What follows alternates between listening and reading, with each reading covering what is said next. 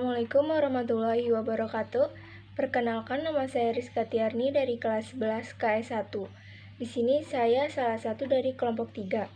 Saya akan menjelaskan mengenai Jean Henry Dunant. Jika kalian mendengar kata perang, hal apakah yang pertama terbayang di pikiran kalian? Mungkin hal-hal seperti kekacauan atau penembakan menjadi hal yang pertama muncul di pikiran kalian. Namun, tahukah kalian bahwa sebenarnya ada aturan dalam peperangan? Salah satu konferensi terkenal yang mempengaruhi aturan dalam peperangan yaitu Konferensi Jenewa. Di sini saya akan bahas mengenai Henry Dunant, yang sering kita kenal sebagai Bapak Palang Merah Internasional.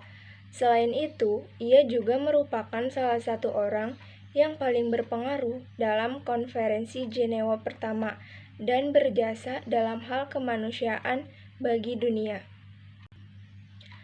Pada 8 Mei 1828, seorang pasangan konglomerat di Jenewa yang bernama Jean-Jacques Dunant dan Antoinette Dunant dikaruniai oleh seorang anak yang bernama Jean Henry Dunant. Henry terlahir dalam keluarga terpandang di Jenewa. Keluarga juga terkenal sebagai orang yang dermawan. Kedua orang tua Henry dikenal gemar membantu keluarga miskin dengan apapun yang bisa mereka lakukan. Selain itu, Henry juga tumbuh dalam lingkungan gereja dan merupakan seorang yang taat beragama. Masa kecilnya yang seperti ini sangat mempengaruhi jiwa sosial pada dirinya hingga ia dewasa.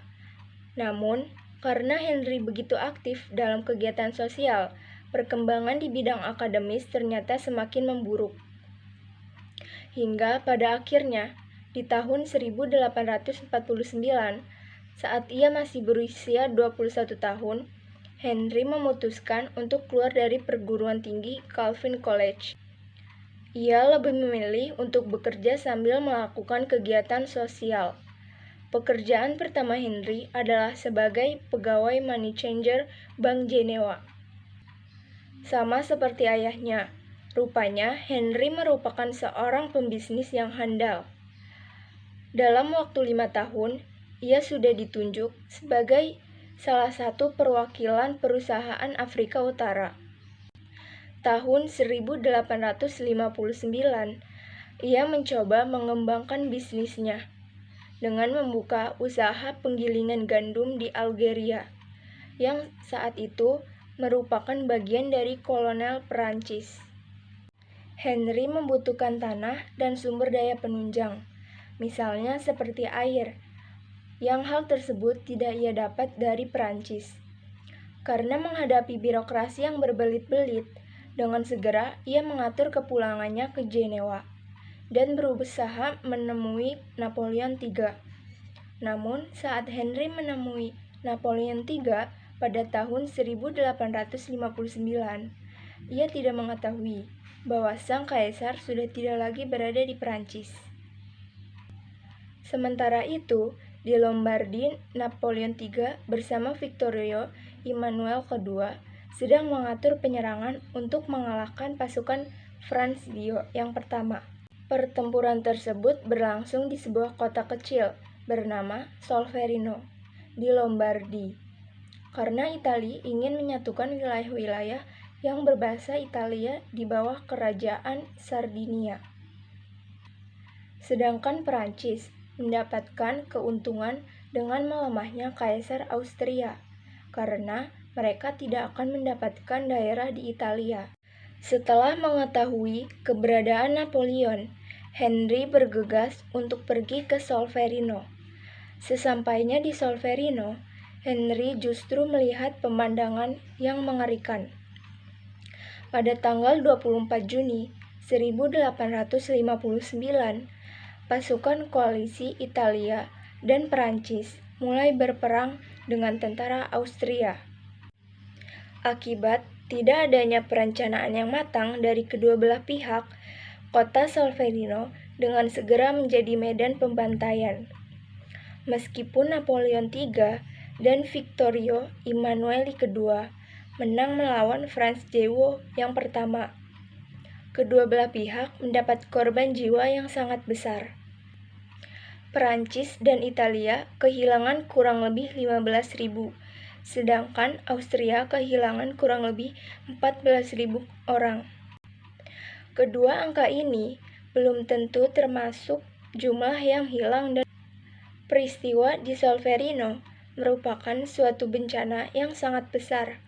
Banyak sekali tentara yang terluka, namun diterlantarkan, dan bahkan mereka bisa terlantar berhari-hari di posko medis karena kurangnya tenaga medis. Pada zaman tersebut, pertolongan pertama saat terluka bukan hanya belum memadai, namun juga bukanlah prioritas yang utama. Melihat para tentara yang malang ini, Henry begitu sedih. Namun, siapa penyangka kesedihannya itu justru semakin mendorongnya untuk mewujudkan cita-cita kemanusiaan yang akan berpengaruh sejarah dunia.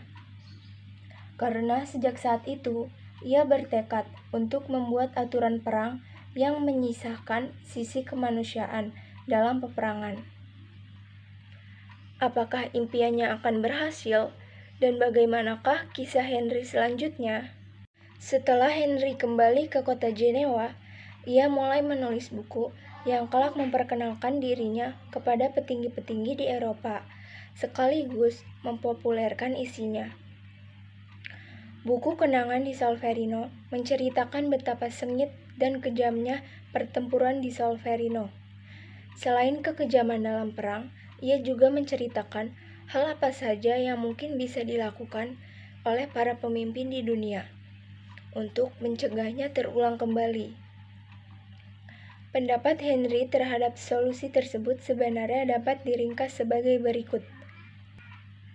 Perlu adanya organisasi kerjasama antar dunia, di mana ada anggota sukarelawan yang terlatih untuk menolong prajurit yang terluka dan menawarkan bantuan kemanusiaan bagi mereka yang terluka di peperangan. Setelah menyelesaikan bukunya, ia pergi melanjutkan perjalanannya berkeliling di Eropa dengan tujuan untuk bertemu sebanyak mungkin pemimpin. Ia menjelaskan pentingnya pendirian suatu organisasi kemanusiaan saat masa perang. Dengan dukungan beberapa pemimpin Eropa dan orang-orang terpengaruh, Henry sukses mengadakan International Committee of Red Cross. Melalui adanya konferensi tersebut, impian Henry sejak peperangan Solferino akhirnya tercapai. Henry merupakan orang yang sangat sukses dalam memperjuangkan nilai kemanusiaan. Namun, karena hal tersebut, ia kurang memperhatikan bisnisnya. Tahun 1868, bisnis miliknya bangkrut dan ia terpaksa hidup dalam kemiskinan. Dalam kemiskinannya, Henry berkeliling di benua Eropa sambil menyebarkan misi kemanusiaannya tanpa rumah dan material yang cukup. Beruntungnya, Henry masih memiliki kenalan-kenalan yang mau membantunya dalam masa-masa sulit. Tahun 1895, situasi tersebut berubah saat bertemu dengan orang yang akan membawa perubahan besar bagi dirinya. Tokoh tersebut adalah seorang jurnalis yang bernama George Baumberger. Suatu hari di tahun 1895, menemukan seorang pria miskin di jalanan dengan pakaian yang seadanya sedang duduk di pinggir jalan. Kondisi pria tersebut nampak sangat memprihatinkan. Hal ini membuat sangat tergerak untuk membantunya. Namun, saat hendak ia menolong, ia begitu terkejut saat melihat wajahnya. Ia menyadari bahwa pria miskin tersebut adalah Henry Dunant, pelopor ICRC dan Konferensi Jenewa yang berjasa menyelamatkan nyawa prajurit di medan pertempuran. Melihat kenyataan yang begitu pahit, Baumberger berinisiatif membantu Henry dengan kemampuannya dalam bidang jurnalisme. Ia menjabat sebagai kepala editor dari salah satu surat kabar di kota St. Gallen yang sekarang berada di kota Swiss. Ia menulis artikel yang menceritakan mengenai kisah perjuangan Henry Dunant dan berbagai kesulitan yang ia hadapi. Artikel tersebut viral dengan cepat dan diterjemahkan ke dalam banyak bahasa. Oleh karenanya, simpati untuk Henry datang dari berbagai dunia, termasuk Ratu Rusia, Maria Feodorovna, yang menyumbangkan sumbangan besar bagi dirinya. Tahun 1901,